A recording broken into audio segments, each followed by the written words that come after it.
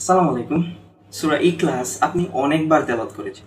তো আজকে আমরা সূরা ইখলাসের সঠিক তেলাওয়াত, এর বাংলা ও এর ফজিলত সম্পর্কে জানব। আর আগে আমি ধন্যবাদ দিতে চাই নাফিস সহ আর অনেককে কমেন্ট করার জন্য।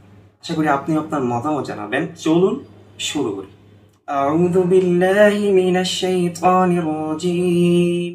বিসমিল্লাহির রহমানির রহিম। কুল হুয়াল্লাহু আহাদ। আল্লাহ তাআলা বলতেছেন, বলুন তিনি আল্লাহ এক, অদ্বিতীয়।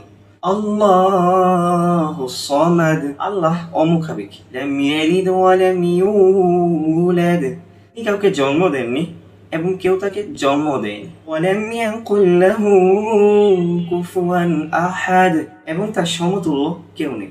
আশা করি আপনি সূরা ইখলাসের সঠিক তেলাওয়াত বাংলা জানলেন। তো চলুন এখন আমরা ফজিলতটা জেনে আসি। তো এই হাদিসটা মুসলিম ও তিরমিজি শরীফে বর্ণিত হয়েছে।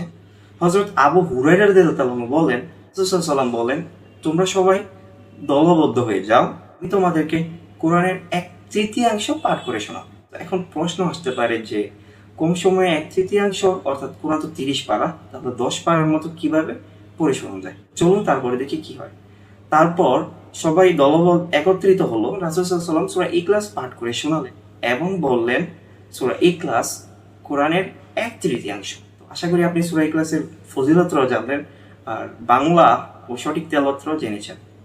তো পরবর্তী কোনো নতুন ভিডিওতে নতুন কোনো সূরার বাংলা ফজিলত নিয়ে আমরা কথা বলবো। ততক্ষণ পর্যন্ত ভালো থাকুন, সুস্থ থাকুন। আল্লাহ হাফেজ।